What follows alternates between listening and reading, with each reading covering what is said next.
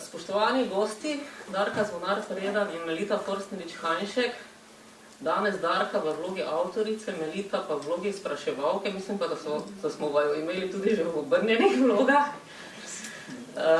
Na naših zasedanjih, kot veste, predstavljamo knjige najrazličnejših žanrov, najrazličnejših vrsti.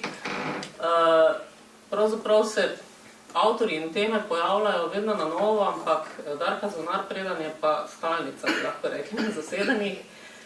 In Kulturni center Maribor kot založnik tudi, beograjski pogovori in pa tržaški pogovori so že bili predstavljeni v zasedanjih.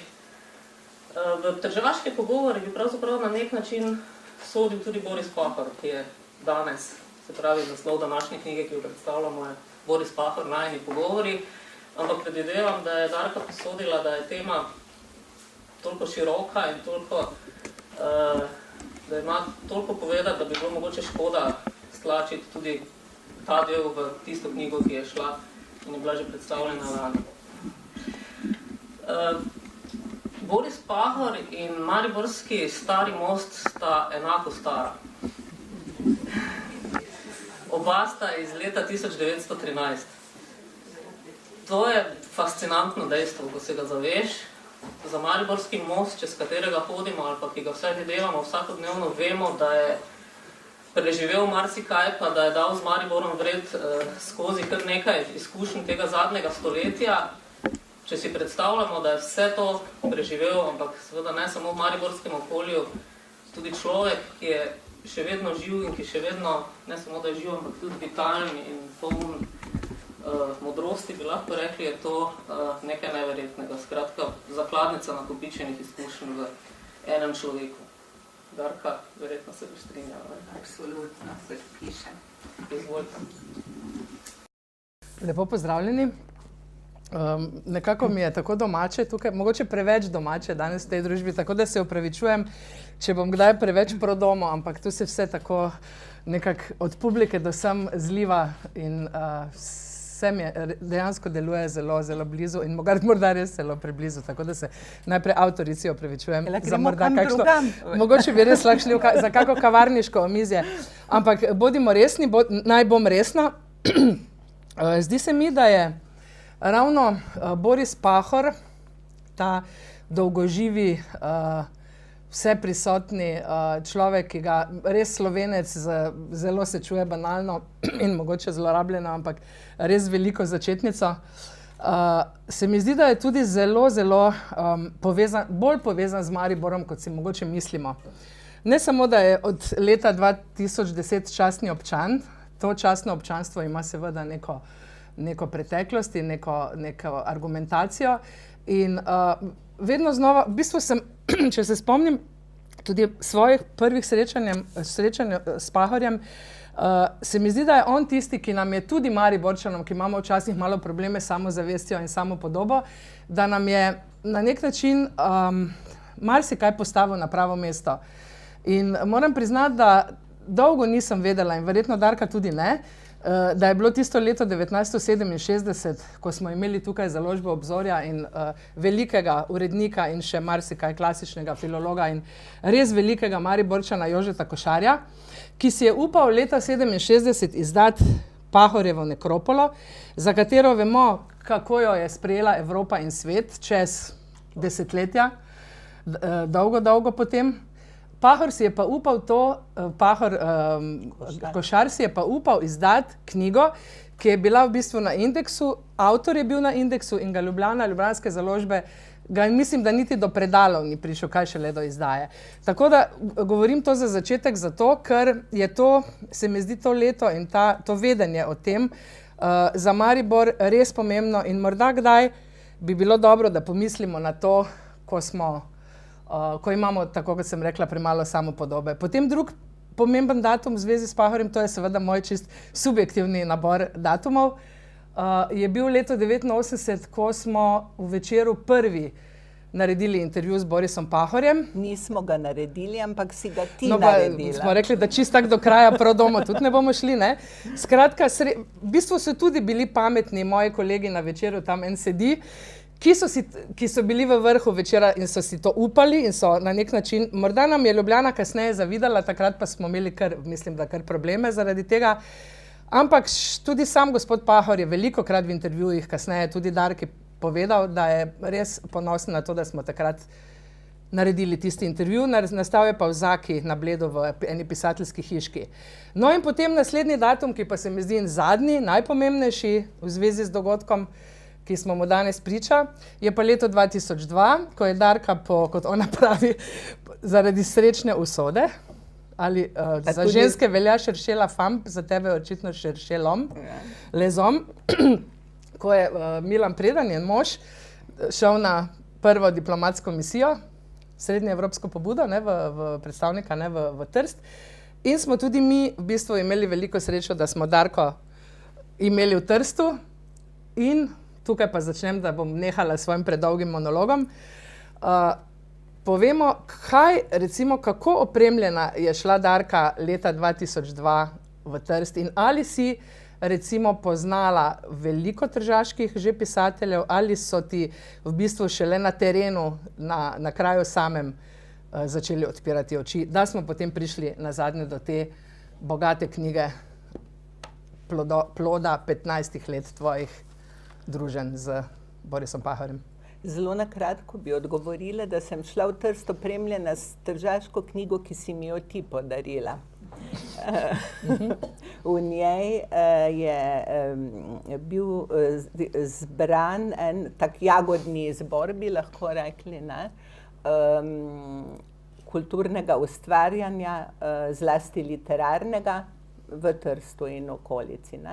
In tam je seveda zavzemal eno častnih mest tudi Boris Pahor. Nekaj malega sem brala prej, poznala sem ga, tako neosebno, ampak tudi tisti tvoj intervju seveda me je spodbudil, da sem se še malo bolj začela zanimati za njega. Naj povem, da tisti intervju Melitin je bil najbrž tudi kriv oziroma zaslužen, je pravi izraz, čeprav so takrat mogoče nekateri mislili, da kriv, zato da je Melita začela potem serijo svojih intervjujev z pisatelji, Slovenci seveda po svetu, ki so bili za migracijo tako, ki so pri nas bili nezaželeni in niso smeli objavljati in so bili na Indeksu. Kar je Večer nekako zelo v očeh bralcev, razmišljajočih bralcev, mu je cena precej zrasla zaradi tega. Torej, v Trst sem prišla z nekim znanjem, si domišljam, da z malce nadpovprečnim, mislim, v primerjavi s tistimi, ki so hodili vsa leta v Trst po kavbojke, ko pa so se zadeve spremenile, pa jih Trst ni več zanimal, tako, da se ne bi hvalila zdaj, kako sem šla, načitana, oborožena, sem precej vedela, ampak tam se mi je odprl pa en nov, res, en svet, ki tako ti ga, samo literatura, vseeno, pa če bi še toliko bral, ne more tako približati, kot ti ga lahko približajo ti ljudje, ki tam živijo, seveda predvsem mislim na te ustvarjalce. In tam, ko sem spoznala Borisa Pahorja, veliko anekdot je, nekatere mogoče so res samo za restavracijo, oziroma za tako bolj kavarniško omizje, strašno luškane sicer, ampak predvsem me je pa navdušil kot ta njegova energija, ta vitalnost, takrat je bil v odlični formi še, ni še imel niti 90 let. Manj kot 90, malo manj. Je bil še mlad, in tekel je tako, ko sva se spoznala, on je tako tekel po tisti naši ulici, kjer sem jaz živela, mi smo v centru mesta živeli, da se je, tako jaz sem šla gor, on dol in tako hiter je bil, da ko me je videl, je že bil za mano in se je moral obrniti, da je prišel nazaj in me je pozdravil. Jaz sem bila počasnejša od njega. No in tako sva se spoznala, seveda tako je rekel, Mariborčanka, ne, vse to, kar je povedala Melita, 100% in še več, 110% drži v njegovem srcu, če sem malo patetična, ima Maribor res posebno mesto, ne. Ti si rekla, da je bil ponosen na to, predvsem je bil hvaležen. Ne, ponosni smo lahko danes mi, da je, ne, Maribor mu je izdal, ne, takrat to njegovo zdaj čaščeno knjigo, ne, takrat pa nezaželeno zaradi njega in njegovega zaliva, predvsem je bil takrat, ne, na Indeksu. No, in ko se je bližal 90. rojstnemu dnevu, me je pa takrat Nova revija prosila. S tem se je vse začelo. Ja, in tako sva potem začela pa tudi to najino delovno obdobje. Najprej sva tako se poznala, se pozdravljala, ko je videl, da me Slovenci zanimajo, ne, Slovenci tam v Trstu, je bil strašansko vesel, zadovoljen, potem, ko sem začela pa pisati pa sploh. Ne? In moram reči, ne zdaj, da bi izpostavljala to svojo nagrado, ki ni ne vem kako velika, ampak ko sem leta, menda je bilo 2004, takrat sva se že dobro poznala, nisva pa tako prijateljevala kot danes, sem na natečaju Mladike, ne, te revije tržaške, literarnem natečaju, anonimnem, sem dobila nagrado, prvo nagrado za svojo črtico, tam sem si prvič upala poslati, ker ne, sem bila v tujem okolju in tako in še anonimna, ne. No, in ko pa so objavili, ne, nagrajence, mi doma zvoni na naši Via Gega, mi zvoni telefon, dvignem, Boris Pahor. Sem mislila, kaj pa zdaj? Je rekel, čestitam vam in se vam globoko zahvaljujem za to, da tako pomagate negovati slovenstvo v Trstu.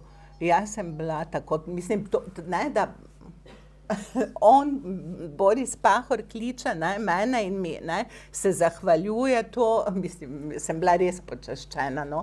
Ampak to nočem govoriti o tem, da sem pač dobila nagrado, govorim o tem, kako on vse spremlja in kako je on res iskreno hvaležen in iskreno vesel, če se kdo zanima za Slovence v Trstu in seveda tudi na Goriškem, ne, in v zamejstvu, če tako rečem, čeprav eni tega izraza, bom rekla v čezmejstvu, ne, ker zamejstvo mogoče res tako zveni kot za luno, ne, nekako, ne, v čezmejstvu, kako je on res, ne, pa takrat je že se bližal 90. Kako je on, oziroma ne, takrat je že pa bil 90. Je še hodil na Nanos takrat?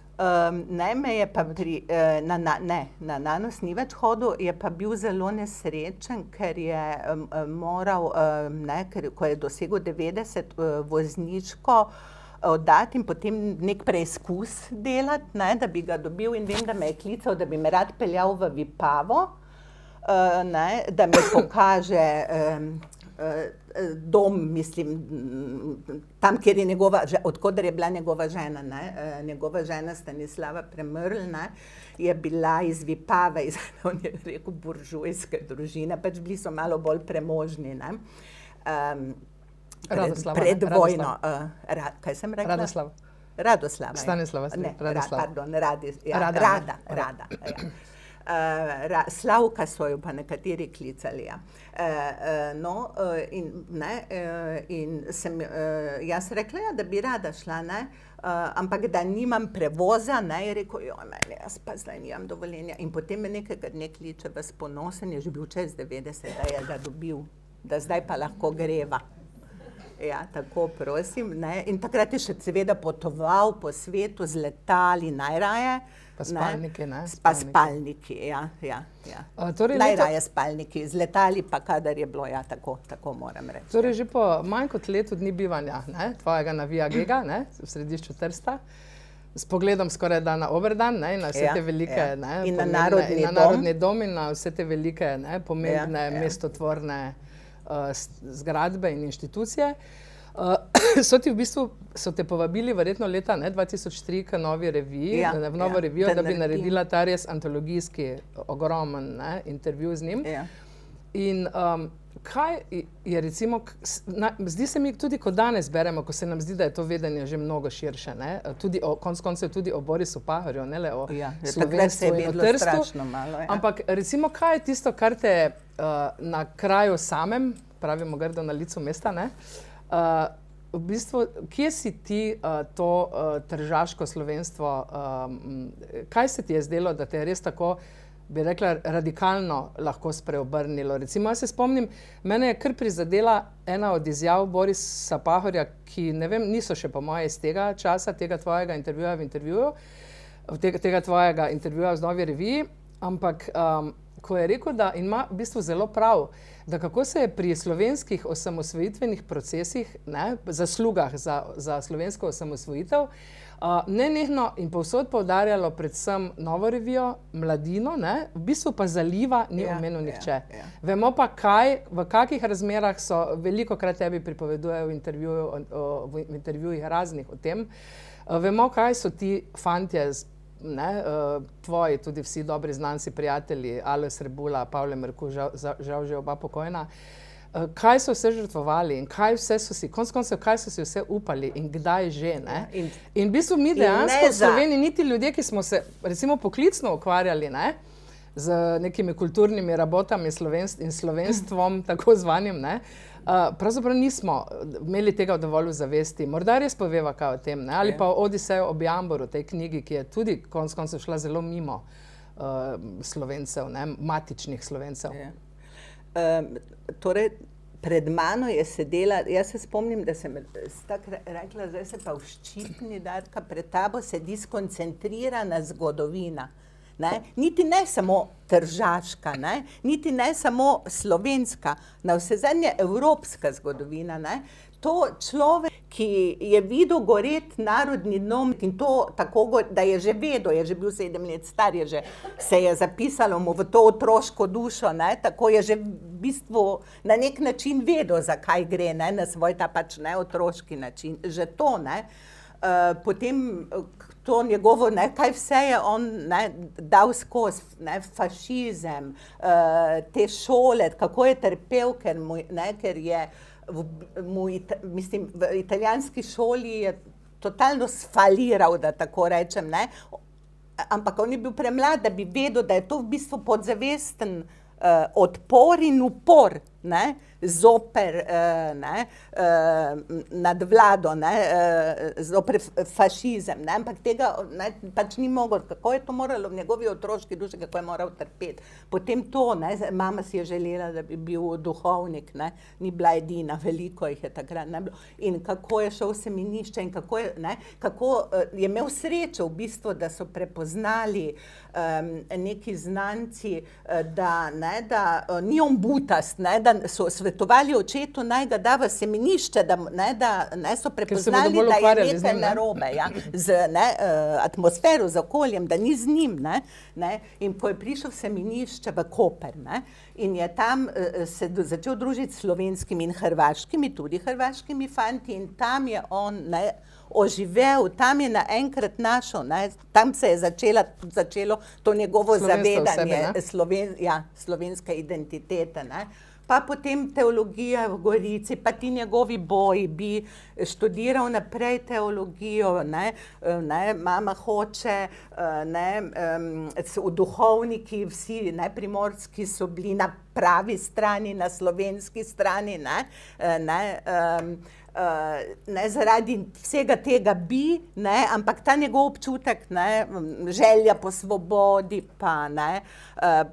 pa se je upirala tudi temu, da bi to študiral. Tudi ta njegova moška živahnost, ki vendarle je bil, da malo eufemizem uporabim, ne bom rekla, kaj je.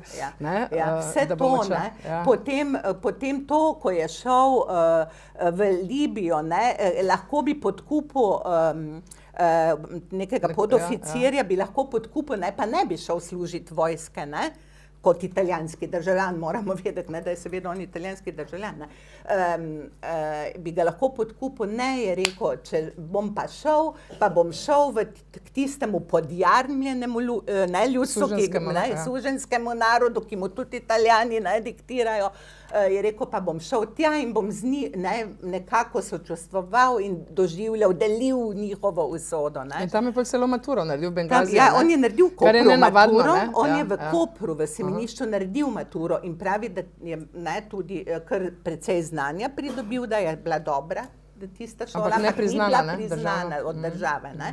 Seveda, ne, in potem je tam v tej puščavi, ne, in to kako pesniško znam povedati, jaz tako ne znam, nisem se na pamet zdaj naučila za vas, oprostite, kako je rekel, ne, da tam je na tistih sipinah v puščavi, ne, je imel Prešernove poezije in da je bila barva teh platnic, ne, porumenelih, ne, enaka kot pa tisti pesek, ne, in tam je bral Prešerna in to. In potem spet, ko se je vrnil in potem, ne, ta vojna, bil je najprej tolmač v Obgardskem jezeru za te jugoslovanske oficirje, ne.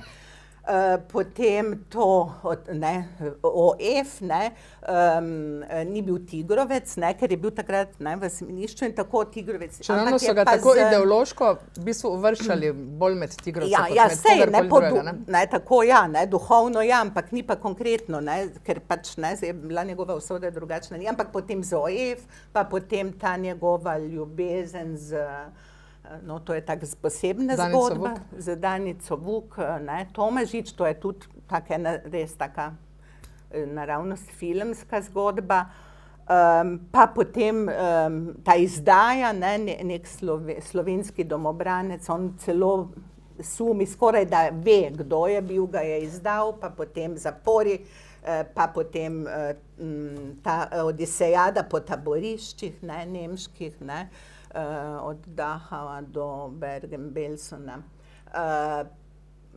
To tam je bil mislim, človek je vse to preživel in je bil takrat pri 90-ih še tako, kajti tam v taborišču je bil, najprej je bil tolmač, ne, ker rešilo ga je znanje jezikov, ne, tudi ta zgodba, ne, že zato se mi zdi, da bi mladi morali njegovo življenje poznati, ni treba, da ravno z te knjige, ampak lahko pa tudi, ampak ne res to, kako, ne, njega so jeziki takrat rešili, znanje jezikov, ker mu je francoski zdravnik, ne, mu je rekel, da je njegova roka, imel nekaj roko poškodovano, že v redu in Pahor se je oprl in je rekel, v normalnih razmerah bi bila v redu, zdaj pa ni, ne, ker seveda, ne, če bi ne bil bolan, ne, če mu bi zdravnik rekel, da je zdrav, bi spet moral iti, ne, v ono, ne, ta taboriščni red, ki je bil, ne, tako krut.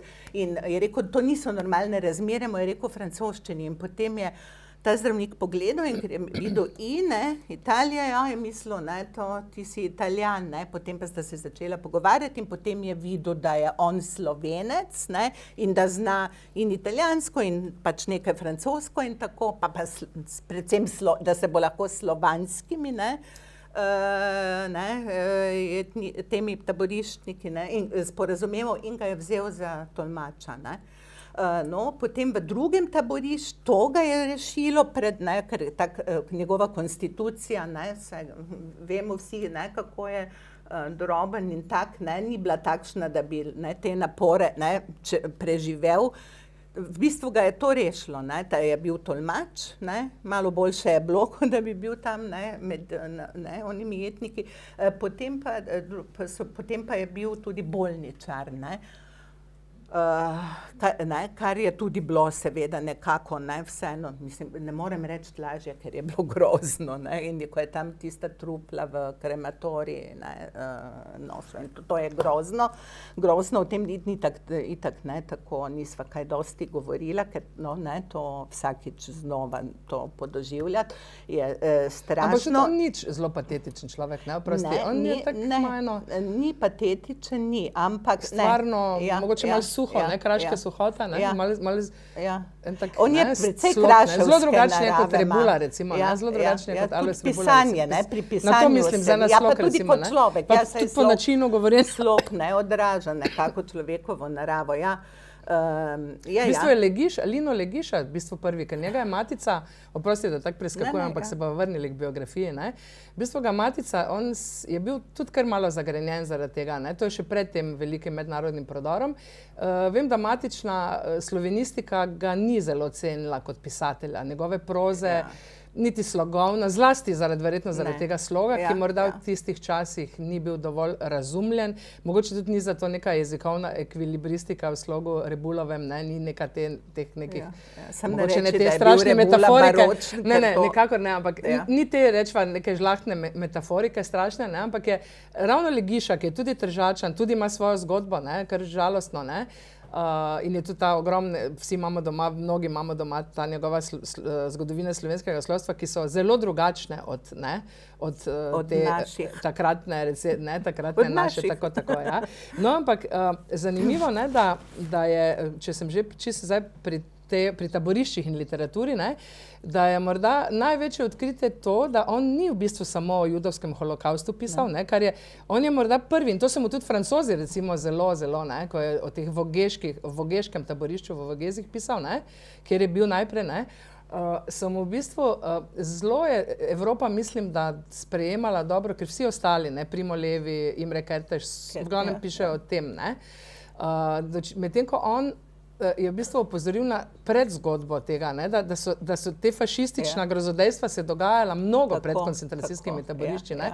In to v Nekropoli tudi recimo s tistim sjajnim, grozljivim prizorom italijanskega učitelja z jetiko, ki deklici, ki svojim učencem pluva, ko govorijo slovensko, pluva v usta. Ne. In se je marsikateremu slovenskemu uredniku, to je takrat pripovedoval, ne, zdelo to pretirano in da to je, ne moreš na ta način opisovati. Čeravno so to bile v bistvu čist veristične slike. Ne? In Evropa je pa recimo toliko let kasneje, ne, kaj vem, 30 let kasneje, to razumela in prepoznala in kot vemo danes, ne, je eden najbolj prevajanih, najbolj branih tudi, ne, te naklade. In tudi v Italiji recimo so te naklade neverjetne. On ne piše o judih kot ne žrtvah, ampak o antinacistih, o upornikih. Ne?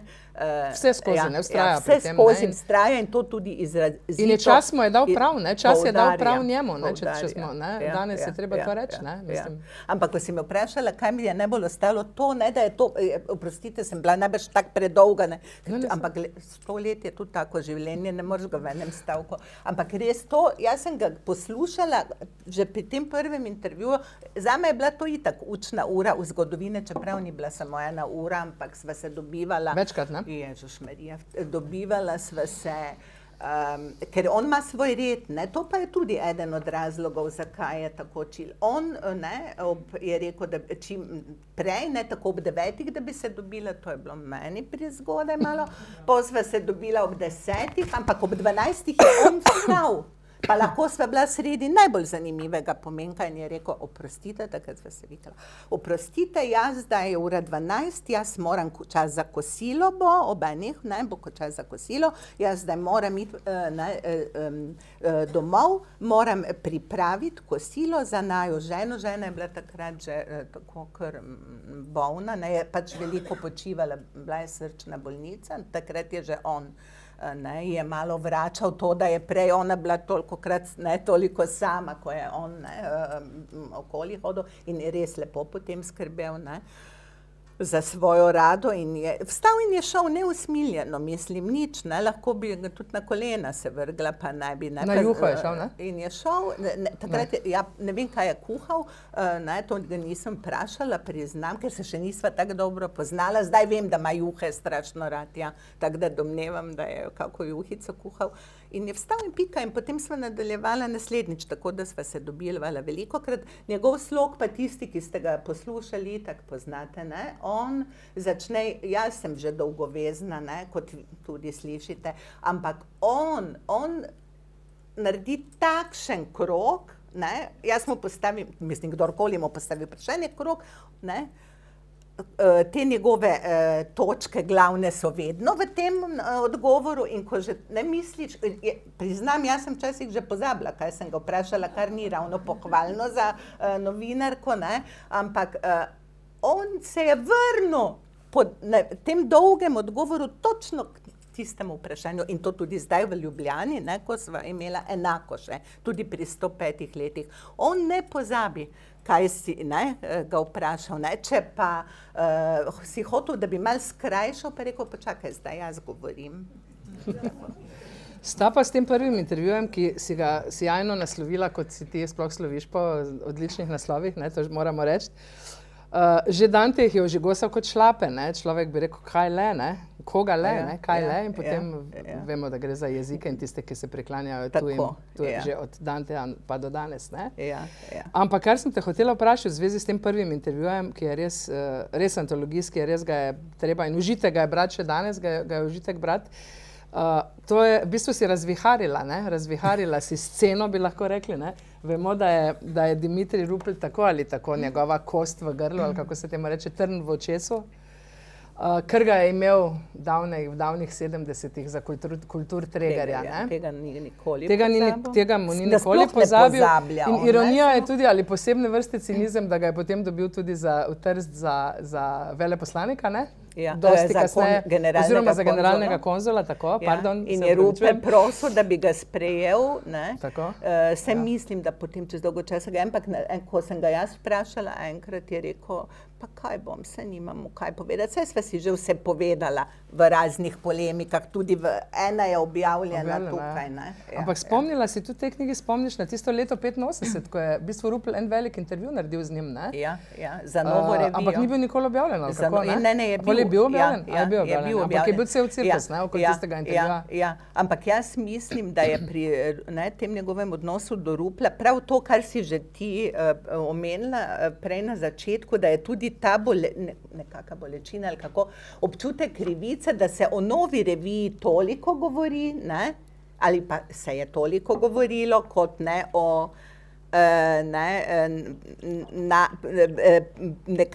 o novem preporodu, slovenskem preporodu in nacionalnem in demokratičnem.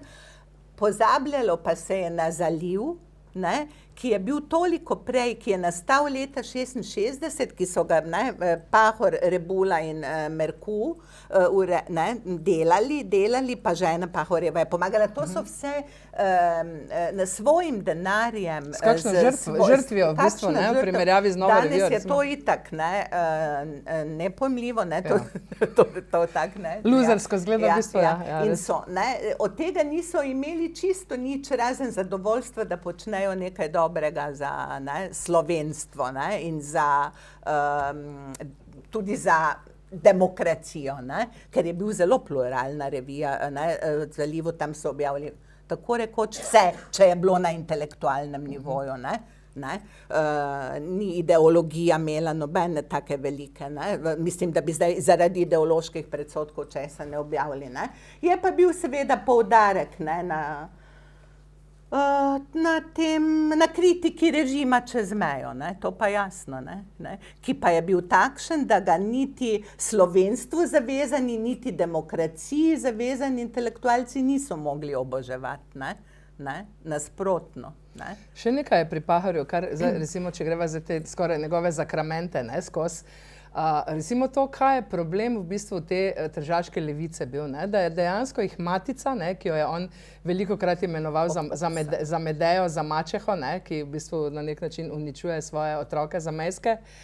Tu je bil vedno zelo kritičen, od vsa desetletja nazaj tudi, ampak da je v bistvu matica ni bila za to, da bi leve stranke ustanavljali v Trstu, in dejansko so potem slovenske, da potem so levičarji šli vsi v bistvu v italijanske stranke in se je tudi pokazalo kasneje, kako prav je imel Pahor, in kako bi bilo dobro, da bi ga recimo poslušali, ker ti, ki si zdaj odblizu te polarizacije, tudi politične in kulturne, opazovala v Trstu, je verjetno, če mogoče na kratko malce ta zemljevid predstaviš, ta politični zemljevid, recimo, ki je mogoče tudi tebe osupil v teh 4 letih, ko si tam živela z njimi.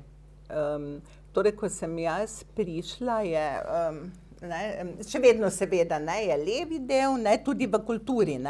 Imaš kulturne organizacije, organizacije, ki se ukvarjajo s kulturo, leva, desna. Ampak takrat vseeno ta razdeljenost je bila seveda in ko prideš in si presenečen, ampak ni pa bila več tako izrazita, kot je bila nekoč. Ogromno je naredila škode seveda, ogromno je naredil škode diktat partije iz oblasti partijske iz Slovenije, ki je podpiral te njej zveste, ne, to levico, ne, medtem ko druge, ki jim ne smemo reči desnica, ker oni znorijo, ker za tržaške Slovence je desnica povezana s fašizmom, ne, to pa nikakor niso. Desnica so pa to, kar zdaj jaz rečem desnica, ne, in bi oni zelo zamerili, če bi me slišali, je pa to so pa bili in katoliški intelektualci in pa tudi liberalci. Ne samo katoliški krog, ne, tudi liberalci. Ne.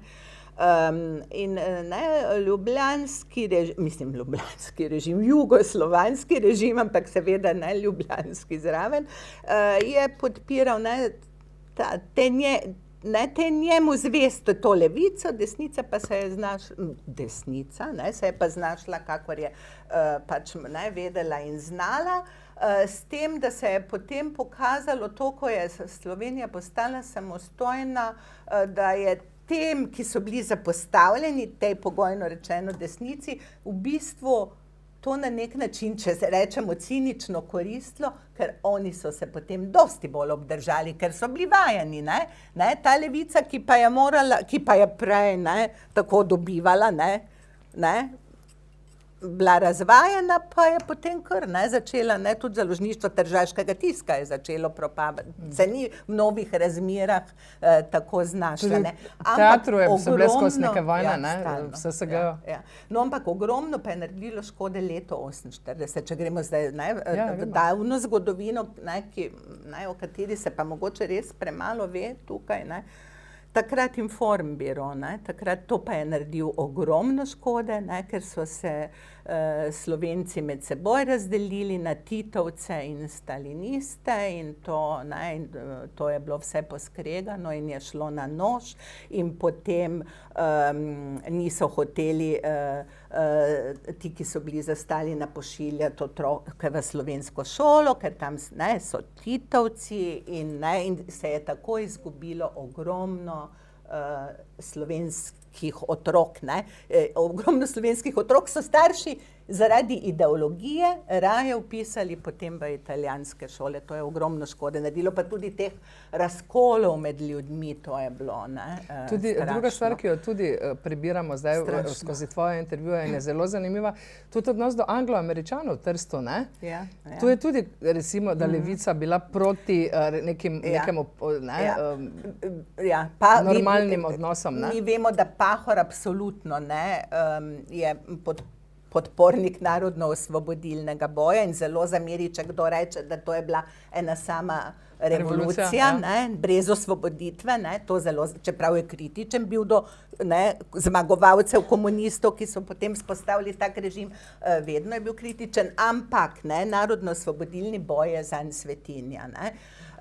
Ampak tudi on pravi, tudi tukaj v tej knjigi lahko se to prebere, da tistih 40 ali 50 dni, kolikor so bili komunisti partizani, ko je bil Trst partizanski, da takrat so ti komunisti naredili ogromno škode,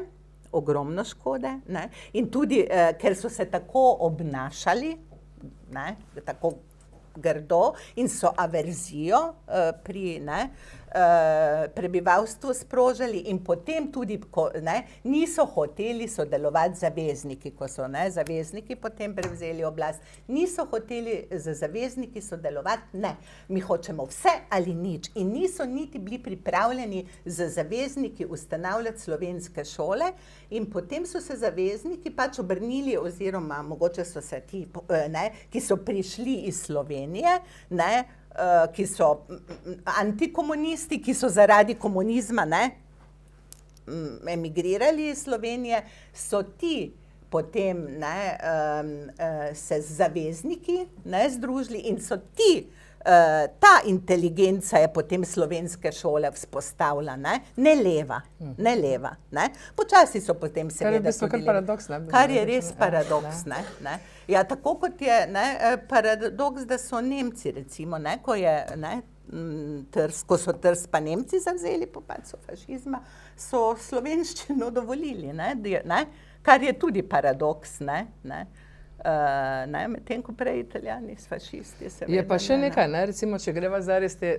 Glavnem zapleteno je zelo to. Zapleteno. In še ena stvar je, kar se mi zdi, da je za poudariti pri Pahorju in na kar tudi se mi zdi sjajno v teh intervjujih človek zelo na en tak zgoščen in prepričljiv način zve, da je recimo Pahor zelo pošten v tem, da ne potvarja, da recimo tudi, če se je kdaj motil v zgodovini oziroma v neki svoji preteklosti, ki je res razsežna, obsežna, kar 3 do 4 totalitarizme obsega, je recimo on prizna, da on sprva ni bil za samostojno Slovenijo, da v bistvu edini tržaški Slovenec je bil naš bližnji rojak, ne vem, če to sploh dovolj vemo, medve sva se včasih lotevali, da bova ga popisali, pa ga žal nisva, to je še najndolg, je bil Franci Jeza, ki je tudi za ceno skorda svojega življenja, zdravja in vsega, vztrajno, samostojno Slovenijo, ne vem kdaj že, javno si upal razglašati, oziroma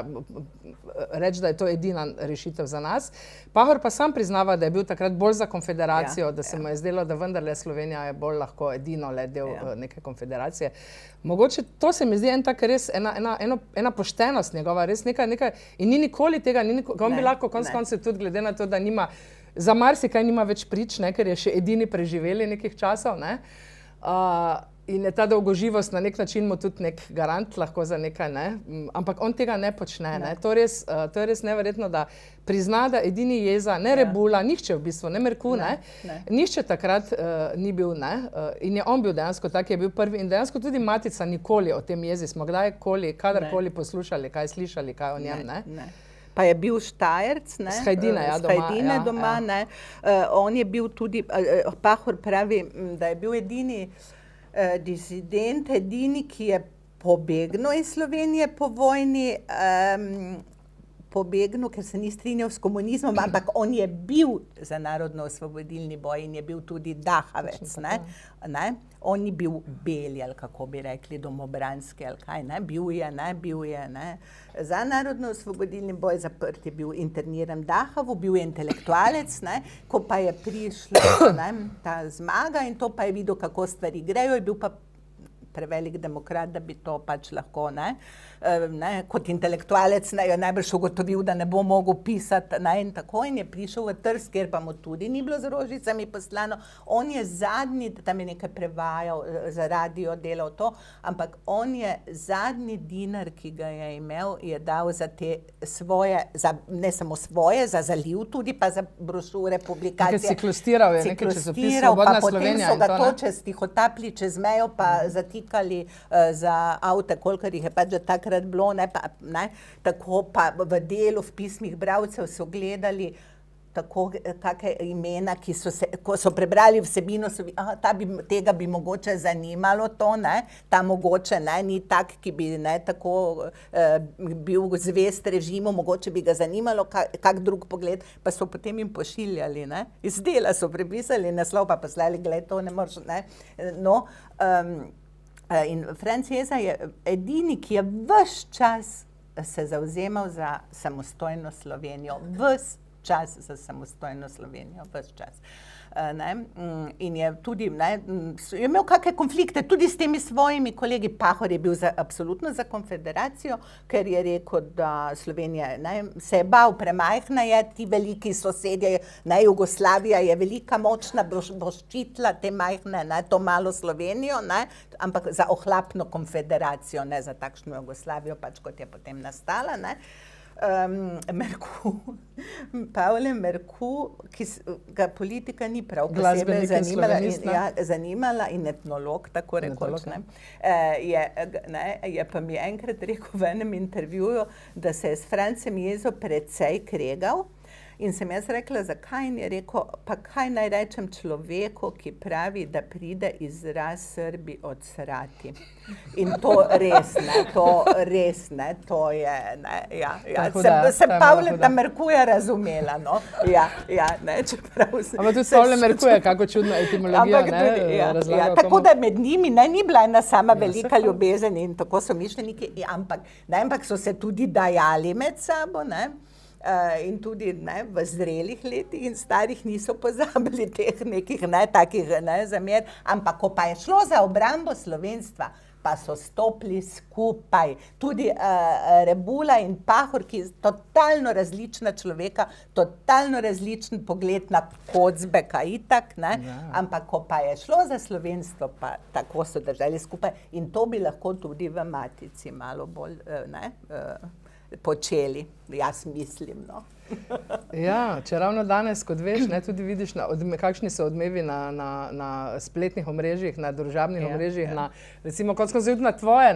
zdaj, ko si v Matici se predstavljala s Pahorjem, so zelo, mislim, nenaklonjeni, sploh omenjano kakršnekoli nacionalne substance, ne vem. Nekdo je napisal, ko slišim nacionalna zavest, naša Večerova poročevalka je dala naslov, zdaj ne vem, nekaj, nacionalna zavest je bila, narodna zavest je bila v naslovu, nekdo je napisal, jaz upam, da se je šalo, čeprav se mi ne zdi ravno tako duhovito. Ko slišim ta izraz nacionalna zavest, me ima, da bi prijel za pištolo. To je ta Goebbelsovska, jaz je z Goebbelsa zvezal, ne?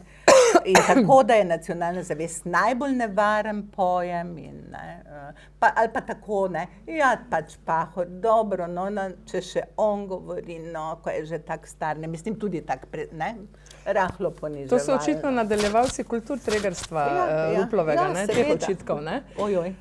Sicer pa, če greva še kakšni črti, potem pa kaj prebereva, da malo ker že padajo iz stolov, zdaj pa ne vem, sva tako zanimivi. Glavni od založbe že pada, tako da to je najbolj, kaj pomeni, res sporočila. Kaj sem hotela zdaj?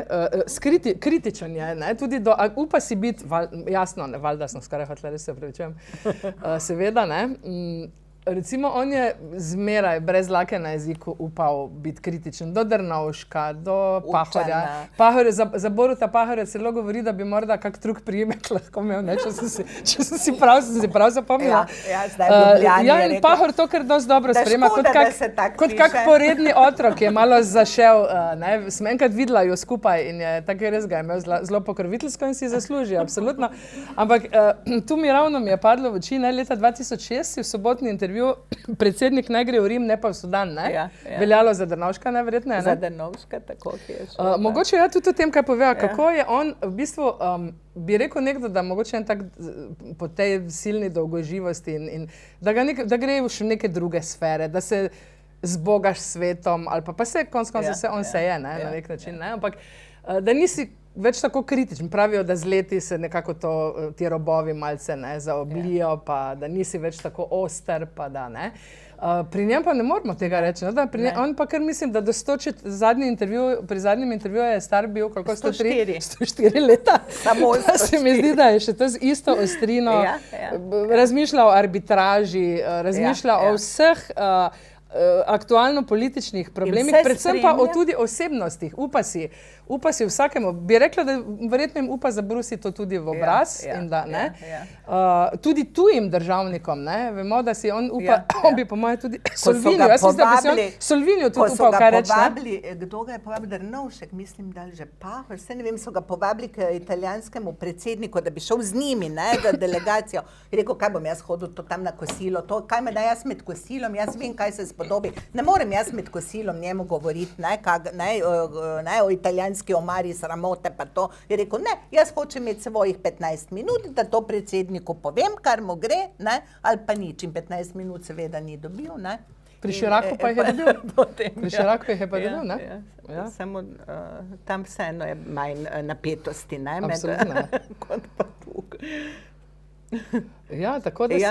On zelo je posveten, on je človek, iz krvi mesa, politika ga zanima. Zdaj si naredila obrat, ker bi te vprašala o Pahorju in ženskah, recimo, Glede na to, da nas je pravzaprav presenetil s knjigo o Radi, v bistvu nas je presenetil, ker vse samo veš, da velikokrat so, mislim, da Irena Žerjala raziskovala in to plat. Se veš, da ženske, zlasti literarne zgodovinarke rade raziskujejo, vemo, Silvija Borovnik je ženske like pri Jančarju, recimo, Jolka Milič, mislim, da je tudi se s tem ukvarjala. No in so nekako pri Pahorju, tukaj je Pahorju odnesel dobro, ker so Irena rekli, da Žerjalova ga je pohvalila, da so njegovi ženski liki že skoraj na meji romantike. Ja, prvič to, drugič pa tudi, da so iz mesa in krvi, da niso neki taki, samo za pač neko štafažo. Tako dostojanstveno on jemlje žensko. In on to zna zelo lepo razložiti, spet bom poskusila, pa ne morem tako lepo kot on. On pravi, on je videl toliko onečaščenja telesa. Telesnega. Toliko, da on ima eno tako spoštovanje do telesa, predvsem telesa ženske, ker je to pač ta ženska, ki rojeva in nosi svet, in da zato, da on nima nič proti telesnosti v literaturi in to, ampak z nekim dostojanstvom. Pravi, da literatura, kjer pa se piše o spolnosti, samo zaradi spolnosti same, to pa njemu nekako ne. Ampak se spomniš, mislim, da tudi nekje, da sem tudi nekje pri tebi tu prebrala, pri vama. Ma pa ženske, tako, tudi rad. Ampak niso mu v delu enkrat v književnih listih napisali, bil naslov Pahor je odkril seks? Ja. V labirintu? To pa je bilo Zibelka sveta. Zibelka sveta, tako. Mislim, da je bila Zibelka sveta. In je bil besen, to moramo povedati, da je bila to zgodba, je zelo dobro našel. On, taborišnik, je tako nečaščenje telesa doživljal, potem pa je, zdaj jaz ne vem, je imel res romanco s to gospo, Francozinjo, ona pa je imela, onečaščena bila, njeno telo je bilo onečaščeno, ker jo je oče, ki ga je neskončno imela rada, spolno zlorabljal, ko je bila mlada, malo še otrok, mlada pač. In je ona mu to zgodbo pripovedovala in potem je on to napisal in potem je, mislim, da Bratoš v delu napisal, ni važno kdo.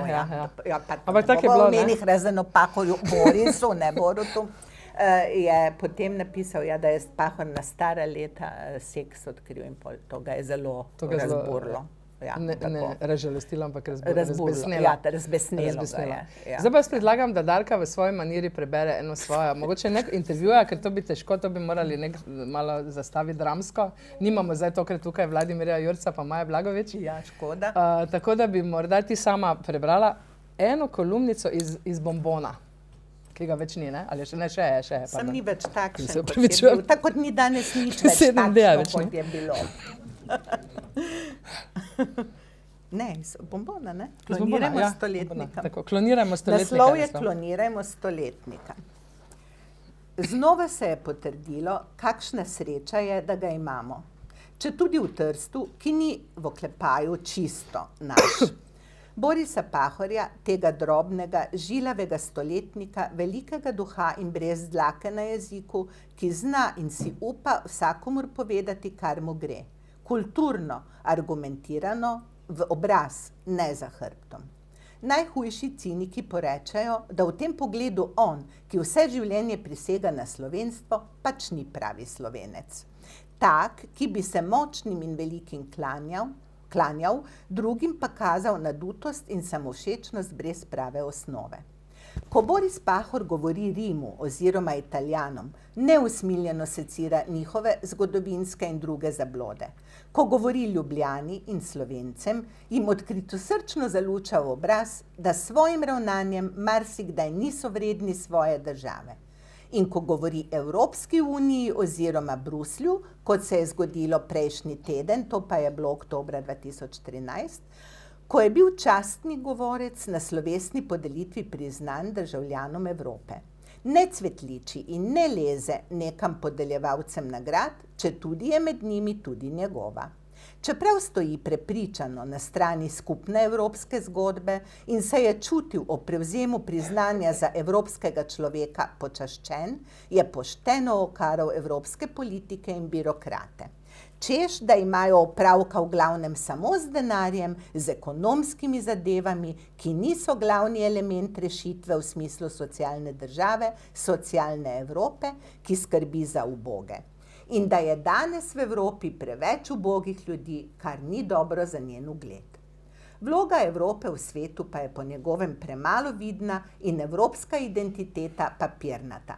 zdaj pa ga citiramo, Evropa bi morala imeti svojo unijo, ki bi imela pomembnejšo vlogo, svojo besedo, ki bi veljala v svetu, mora imeti svojo identiteto in to identiteto si mora šele ustvariti. Ta obstaja na papirju, morala pa bi tudi v aktivnem življenju, konec citata. Tako je že vnaprej odgovoril Martinu Schulzu, predsedniku Evropskega parlamenta, ki je zaskrbljeno ugotavljal, da je vedno več nasprotnikov Evropskega parlamenta. Zakaj je tako? Zakaj to izpostavljam? Ne, da bi pisala o novih in novih Evropejcih, ki živijo pod pragom revščine ali o slovenski revščini, za katero pravijo, da se bo z uvajanjem novih davkov še povečala, kar je seveda tema vredna temeljite obdelave. Tudi ne zato, ker bi hotela dvoriti tržaškemu pisateljskemu stoletniku, ki takšnega laskanja, čeprav si spoštovanje še kako zasluži, gotovo ne potrebuje. Prav pa se mi zdi na njegovem zgledu pokazati, kako dragoceni so za našo državo oziroma nas vse ambasadorji Pahorjevega kova. Pri tem ne mislim predvsem na častitljivo starost, ki daje nekakšno imuniteto, ampak predvsem na osebnostne lastnosti in življenjsko pot, na vse tisto, kar izpričuje nacionalno zavednost, ponos, pokončnost, poštenost, osebni pogum, postavljanje nacionalnega interesa pred osebnega. Da to imaš, ni treba dočakati 100 let. Je pa res, da je Pahor moral dočakati 100 let, da smo te njegove lastnosti začeli prepoznavati kot vrednoto. Vsaj upam, da smo jih, drugače niti temu narodu, niti tej državi res ni pomoči. Dvom pa je seveda upravičen, če pogledamo, kdo vse nas predstavlja po svetu, pa naj gre za politike v prekratkih hlačah ali prekratkih krilih, ki nimajo kaj povedati, ali za kvazi poslovneže, ki mislijo, da je dober posel sinonim za nateg in na tujem ne poravnavajo niti svojih osnovnih obveznosti, kot so najemnine, potem pa kličejo domače politične botre na pomoč. Naj mi gospod Pahor oprosti, a res bi ga bilo treba klonirati.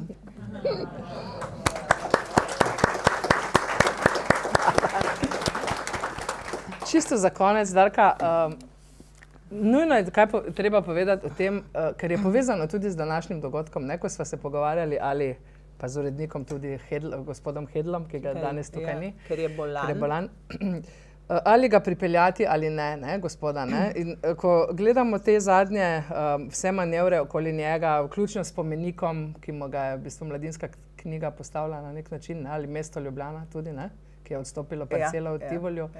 Pa se zdaj, ko človek tam mimo hodi po Tivolju, mu je kar prijetno, ne. Ampak mogoče vseeno kaj povedati za konec o uporabi, zlorabi Pahorja, o tem, ali ga dovolj beremo, ali ga dovolj poznamo, in ali ga na drugi strani preveč zlorabljamo, še za časa življenja. Kdor bo prebral moj uvod, bo videl, da tudi jaz sem imela te pomisleke, ne, tako zdaj se vsi bi radi sončili v njegovi slavi, ne, to zadnjih nekaj let. Možiček meče dolgo senca, ne? Ja, ampak in jaz ne bi rada bila ena teh, ne, ampak zdelo se mi je škoda, ne, vseeno, da ne bi ta material ostal porazgubljen po časopisu, ne. Enako sem imela pomisleke za prejšnji teden, ne, je prišel nam predstavitev v Ljubljano, ne, to ali ne, naj pride na predstavitev ali ne. Potem pa mi je rekla ta gospa, ki zdaj ima eno gospo, ki ga čuva, zdaj je z njim, skrbi za njega, ja, vse dneve.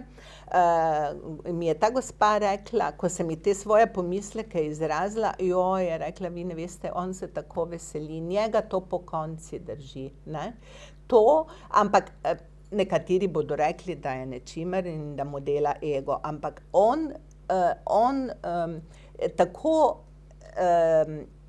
njemu je toliko do tega, ne, toliko do tega, da bi te njegove vrednote, za katere on misli, da so prave in ta njegova stališča, ne, prišla med ljudi, predvsem pa, da bi mlade zanimiral, ne, njemu je ampak to, jaz mislim, da bolj kot zaradi njega mu je on res postavlja to slovenstvo in Slovenijo in Slovence, kjerkoli so, ne, tako na prvo mesto. Njemu je predvsem za to mu gre, ne, za to, da bi odprl oči in pa seveda tudi mu gre za to, da pa bi v Italiji, zlasti mladi, in tu je precej dosegel, precej, tudi šele po 90.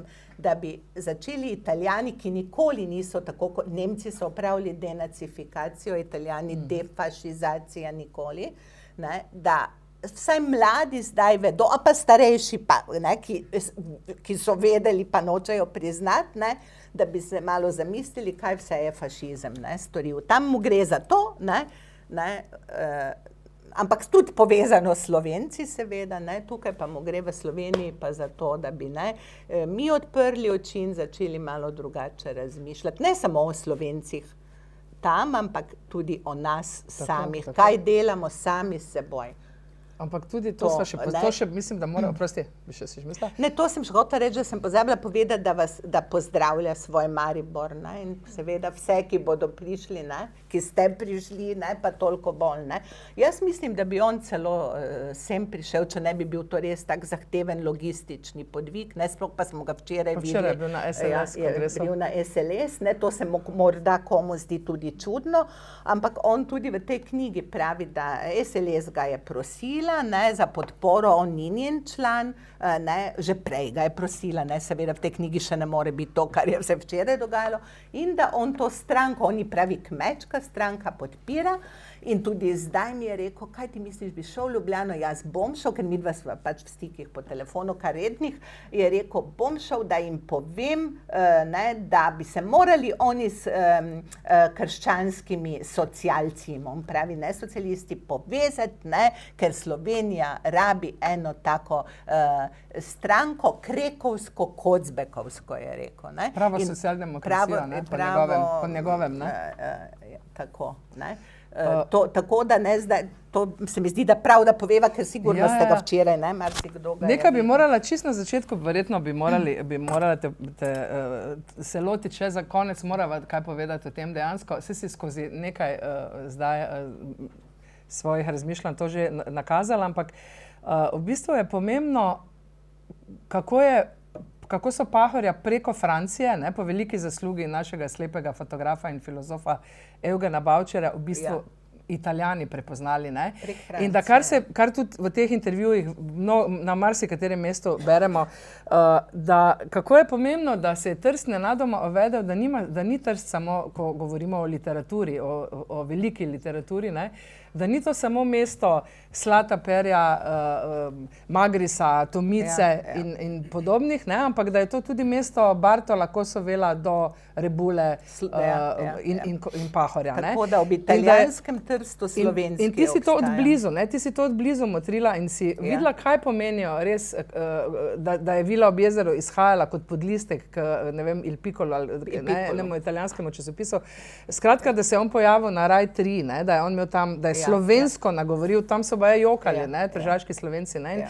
Morda poveš, kaj je res o tem, kako je, nam se to zdi mogoče malce nenavadno in tega čisto ne razumemo, ampak vendarle ta prodor skozi, ne, v bistvu tujinost, čez Francijo, v Italijo, ne, je v bistvu zelo pomemben in je mogoče naredil nekaj podobnega, kot je naredila recimo Maja Haderlap v Avstriji, ne? Ja, absolutno. Ja, nihče ni prerok svoji domovini, ne, to vidite, ne velja samo v Sloveniji, tudi v Italiji, ne, Pahorja res niso, ne, tako prej poznali, dokler ga ni, ne, ta njegov prijatelj, ne, ki ga ti dobro poznaš, slepi fotograf, ne, Eugen Bavčar, njegova velika zasluga je, da ga je, ne, Pariz spoznal, ne, in potem tudi Nemčija ga je, tam ga je celo Merkujeva, od Merkujevega, od Pavleta Merkuja, brata žena prevajala nekaj, ne, in potem še drugi in potem ga je, ne, ko so ga ti veliki, pomembni za Italijane, potem so ga pa tudi Italijani odkrili. Res pa je, če smo še malo samokritični, potem pa so ga tudi Slovenci še, ne, to pa je, ne, ja, ne da prej, ne, ga sploh nismo poznali, ampak ni bilo sploh ne takega zanimanja in tako kot je rekel Miroslav Košuta enkrat, Pahor je moral, žalostno je, da je Pahor moral dočakati 90 let, da v Ljubljani ne velja več samo za godrnjavega starca, ki ne ve, kaj govori. Enkrat je rekel, da dolgoživost je edina rešitev za slovenstvo, Ja, ne? Tako ja. da potrudimo se. Ja, se mi pa zdi, ja, da je on dragocen tega vidika, tu ne izpostavljam, ampak se mi zdi, da je tako dragocen za današnji čas tudi zato, ker kaže, da kakšna je lahko starost, kako je lahko bogata, mislim ne materialno, ne? Ampak bogata, duhovno, kako koristna na vse zadnje, da tako rečem, ker Pahorja, če ga ne bi imeli, bi si ga morali izmisliti, sem prepričana, koliko je on nam dal,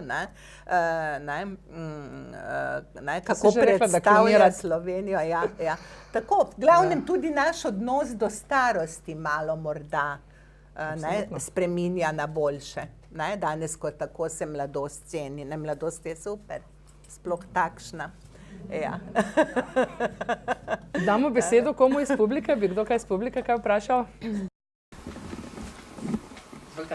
Če dovolite, sem Sonja Ciglenički, hčerka tržaškega Slovenca Andreja Čoka. Moj dekliški priimek je Čokova Sonja. Trst imam zelo rada, zelo rada. Za Pahorjeva dela v veliki meri sem sama prečitala ali pa so mi drugi. Zdaj mi berejo vašo knjigo, sem pač slabovidna oseba. In sem zadovoljna, da danes slišim to vaše predavanje, sem vam hvaležna obema. Imam pa vprašanje, ali bi mi mogoče kaj povedali o odnosu Borisa Pahorja do Primorskega dnevnika. Tržaški dnevnik, ki ga imajo tržaški Slovenci, eni manj, eni bolj radi, mene pa zanima, če kaj vemo o odnosu Borisa Pahorja do tega dnevnika. Ja. Torej, ta odnos je bil dolgo zelo napet. Pahor je do Primorskega dnevnika zelo kritičen. V zadnjem intervjuju mi je rekel, zdaj pa so me nekaj celo citirali, se izboljšuje celo Primorski dnevnik. Primorski dnevnik pač je treba vedeti, da je bil nekoč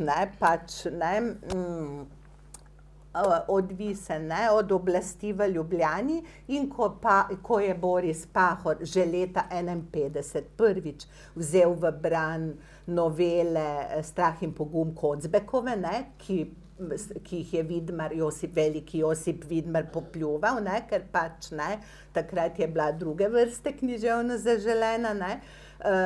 Že takrat mu je Primorski dnevnik sicer to objavil, tako je vzel ga v bran, ampak je potem Primorski dnevnik doživel ljubljansko jezo in seveda potem so se vrata Pahorju zaprla. Zaprta so mu bila v Sloveniji, še toliko bolj pa potem, ko je sredi 70-ih let objavil v okviru Zaliva posebno knjižico, Kocbekovo pričevanje o povojnem poboju vrnjenih domobrancev, vrnjenih s Koroške. Takrat je pa postal res Pahor sploh še dodatno persona non grata, čeprav je že prej bil. In takrat Primorski dnevnik seveda. In ta odnos se je nekako vleko. Se je pa v zadnjem času seveda spremenil, ker se je spremenil tudi odnos v Sloveniji in tudi odnos v Italiji. Skratka, Boris Pahor je doživel obdobje, ko ga ni maral nihče. Nihče. Hvala. Še kdo? Ja, izvoli Srečko. Če lahko, mislim, Srečko Pirtovšek. Najprej pohvala, če so vsi upokojenci tako aktivni v Sloveniji kot ti, potem nas čaka dobra prihodnost. Ne to, koliko knjig izdajaš. Prosim, če bi povedal, da sem redno Mlada, tako je. Lahko se pohvalim, da smo pred več kot desetletjem izdali knjigo o Leonu Štuklju, mogoče malce vzporednica. Nažalost, mislim, da je to še vedno edina knjiga o Leonu Štuklju, ki smo jo izdali v Mariboru. Tako da vem, kako je delati intervju. Frančka Javka, ja, mojih prvih 100 let je bil naslov in smo zelo ponosni seveda na to. Moram reči, da vem, kako je delati intervjuje z 100-letniki, ki nikoli nimajo časa. Leonu Štuklju smo recimo tam nekje 14 dni je bil rok, da smo dobili enourni termin, ker je bil zelo zaseden. Človek, ki mislim, da si tudi zasluži pozornost Maribora, nažalost smo videli, da tudi v zadnji obletnici mesto ravno se ne spomni preveč na to. Mi je zelo žal, da tudi Borisa Pahorja danes ni v Mariboru, ker mislim, da bi svojo energijo dal tudi mesto, določeno energijo, ki jo to mesto še kako rabi. In tukaj bi te pa mogoče, da seveda novinar ne znamo postavljati kratkih vprašanj, nažalost, ne, če lahko mogoče malce pa poveš vseeno o povezavi Maribora in Borisa Pahorja. Mislim, da tudi tukaj morda premalo vemo, razen da sta z mostom oba dva zelo trdna.